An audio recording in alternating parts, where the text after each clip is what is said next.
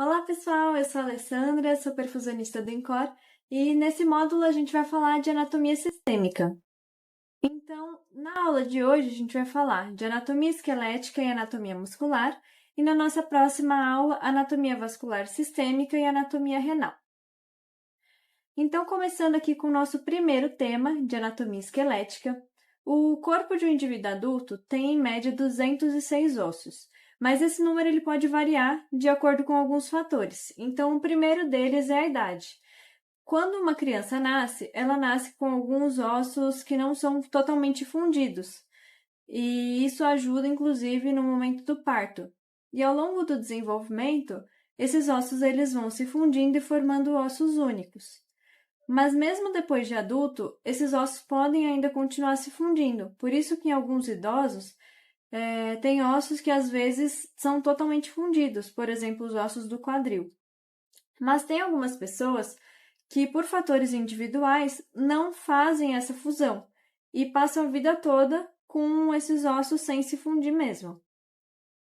Agora, algumas divergências nos critérios de autores para classificar os ossos que se enquadram ou não na contagem podem também interferir nesse número total. Por exemplo, os ossos da audição são inclusos por alguns autores e não são inclusos por outros. E esses ossos eles são divididos em esqueleto axial e esqueleto apendicular. Os ossos do esqueleto axial, eles são os ossos do crânio, da coluna e do tronco, enquanto os ossos do esqueleto apendicular, eles são os ossos dos membros superiores e dos membros inferiores. Para fazer a junção desses dois esqueletos, tem o chamado cíngulo. Então, o cíngulo do membro superior engloba a clavícula e a escápula, enquanto o cíngulo do membro inferior é o sacro e os ossos do quadril. E para a classificação dos ossos, a gente leva em conta comprimento, largura e espessura. Então, os ossos que possuem um comprimento muito maior em relação à largura e à espessura, eles são chamados de ossos longos. E esses ossos, eles são divididos em epífise, que é a região mais distal, e diáfise, que é a parte central que vai abrigar a medula óssea. E na parte mais externa desses ossos, a gente encontra o osso mais compacto, que é mais rígido e mais resistente, e na parte mais interna, o osso esponjoso, que possui essas trabéculas que vão ser permeadas pela medula óssea. Durante o período de desenvolvimento, entre a epífise e a diáfise, a gente encontra a cartilagem epifisária, que vai produzir novas células ósseas e permitir esse crescimento longitudinal do osso. Voltando então para a nossa classificação, ossos que têm o comprimento e a largura similar, com uma espessura muito menor, são conhecidos como ossos planos, por exemplo, o osso parietal que a gente encontra no crânio. E ossos que têm o comprimento, largura e espessura similares são os ossos curtos, que a gente encontra, por exemplo, no carpo e no tarso. Agora, alguns ossos não se enquadram em nenhuma dessas três classificações, pelo formato deles, e aí eles recebem o nome de ossos irregulares, por exemplo, no caso, as vértebras, e também outras classificações podem ser adotadas, mas lembrando que uma classificação não é excludente das outras, então existem ossos que se enquadram em mais de uma classificação. Os ossos pneumáticos, então, são aqueles que possuem cavidades revestidas de mucosa e preenchidas de ar, e que são bastante conhecidas nos ossos da face, né? Como os seios da face. Já os ossos sesamoides, eles são formados dentro de bainhas fibrosas ou tendões. O mais conhecido deles é a patela, mas existem outros, por exemplo, na mão. E esses ossos, eles auxiliam no aumento de força para a realização de movimentos. E cada osso possui características na sua superfície que vão descrever as suas características únicas e cada irregularidade na superfície vai ter uma denominação. Aqui no slide a gente tem alguns exemplos, mas existem muitas nomenclaturas. E cada uma indica algum tipo de acidente ósseo. Então, por exemplo, forames, poros, ósteo, em geral indicam cavidades, perfurações no osso, por onde passam nervos, vasos, etc. Crista, processo, que são áreas mais proeminentes do osso, enquanto sulco, que são regiões mais afundadas, mais rebaixadas.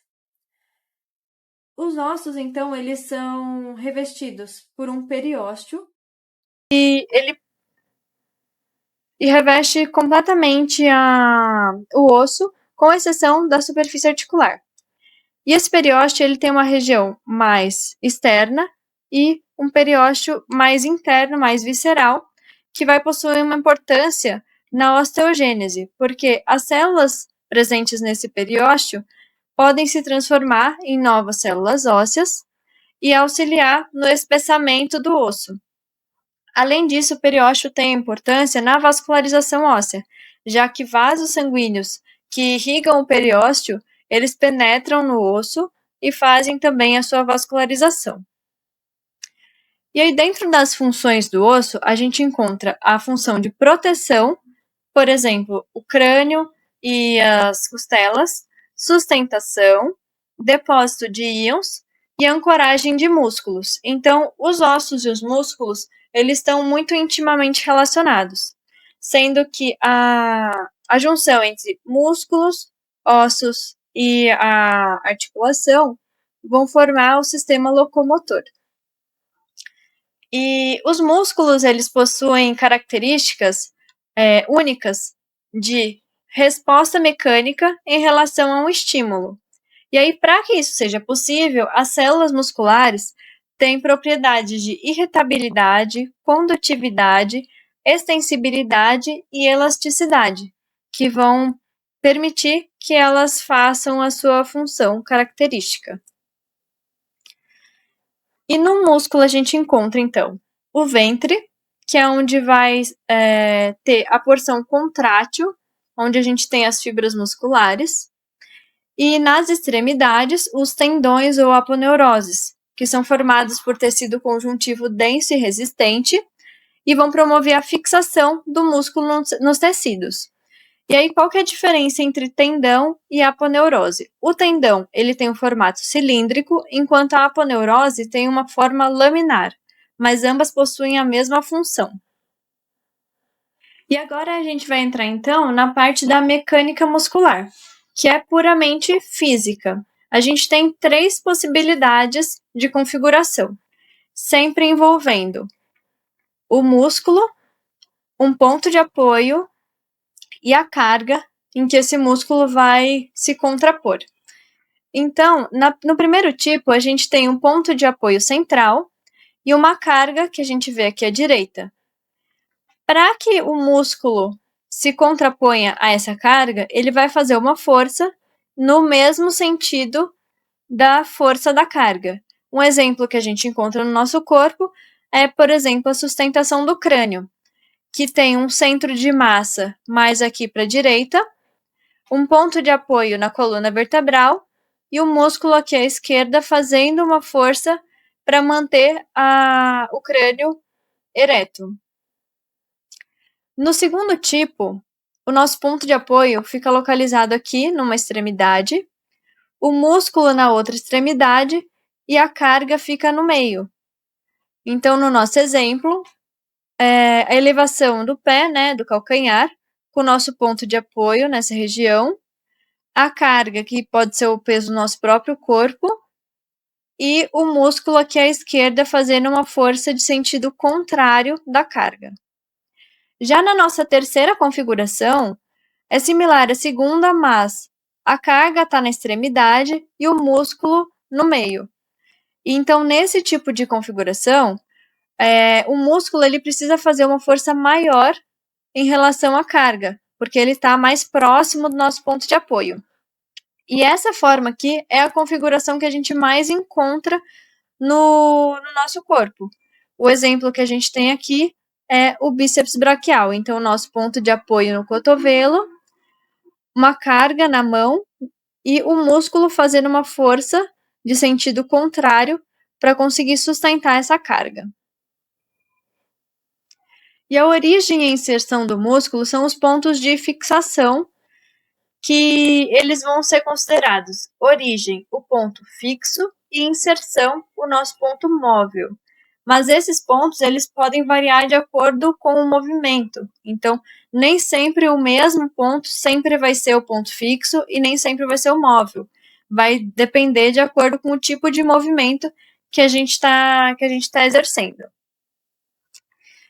E agora a gente vai falar um pouquinho sobre a classificação dos músculos. E como dá para ver aqui no slide, existem várias formas da gente classificar esses músculos.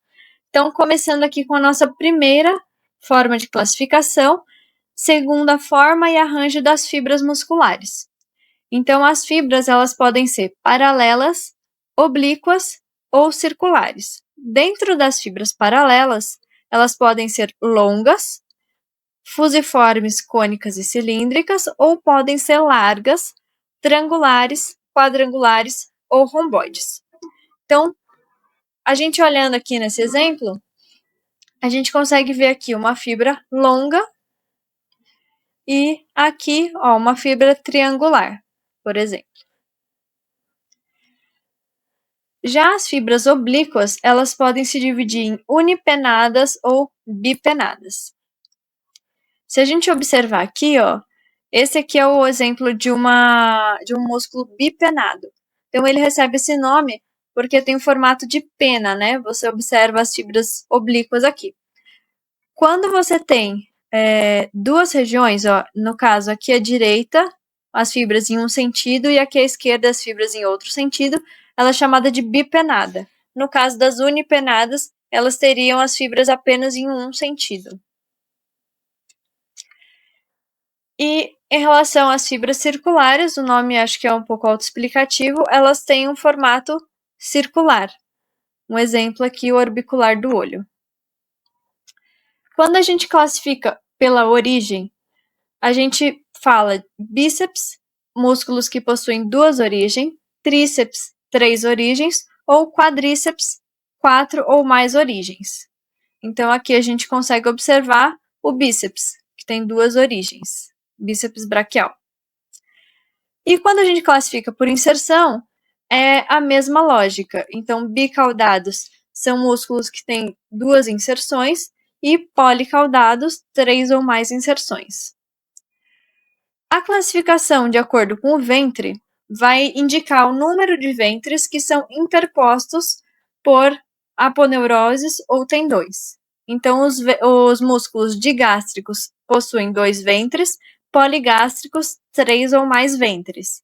Novamente aqui, a gente consegue ver um tendão, um ventre, um tendão, um ventre. Então, aqui é um músculo digástrico. E aqui, ventre, aponeurose, ventre, aponeurose. Então, poligástrico. Quando a gente observa por ação, os músculos podem fazer a função de extensão, flexão, abdução, adução, mas existem outras classificações ainda, por exemplo, pronação, supinação, lembrando que esses movimentos eles vão ser de acordo com o plano anatômico, então extensão e flexão de acordo com o plano coronal, adução, abdução de acordo com o plano sagital. E aí, por último, a classificação por função pode indicar agonistas, antagonistas ou sinergista. Então, um músculo agonista, ele é aquele que vai auxiliar o músculo que está fazendo determinado movimento. E o antagonista vai fazer o efeito contrário. Então, ele vai se contrapor àquele músculo que está realizando o movimento. Já o sinergista, ele tem o papel de eliminar movimentos indesejados que o músculo agonista esteja fazendo. Então, por exemplo, se eu quero fazer flexão dos dedos, o mesmo músculo que promove esse movimento, ele também promove a flexão do carpo. Mas, se eu não quero fazer flexão do carpo, um outro músculo vai ser ativado para impedir que essa flexão ocorra.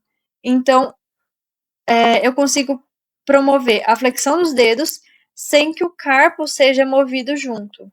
Então, essa é a principal função dos músculos sinergistas.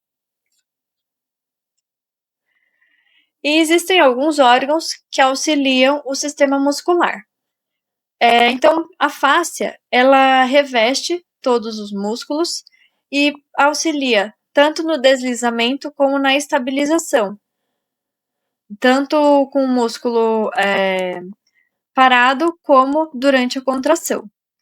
E, além disso, ele pode ser também um ponto de origem e inserção de outros músculos. E a bainha fibrosa, ela está inserida diretamente nos ossos e ela também, assim como a fáscia, vai auxiliar no deslizamento e na estabilização dos movimentos. E aí, para finalizar, a inervação, ela é feita por terminações nervosas que ligam diretamente nas fibras musculares. E a junção dessa fibra muscular com a terminação nervosa, ela é chamada de unidade motora. Então, quando a gente quer promover mais força na nossa ação, significa que mais unidades motoras estão sendo ativadas de forma simultânea. Agora, quando a gente tem um objetivo, um músculo que precisa ter maior precisão, uma fibra nervosa, ela vai inervar uma quantidade menor de fibras musculares. Então, isso aumenta a capacidade de precisão do movimento. Então, aqui a gente termina a nossa primeira parte da aula de anatomia sistêmica e espero ver vocês na nossa próxima aula.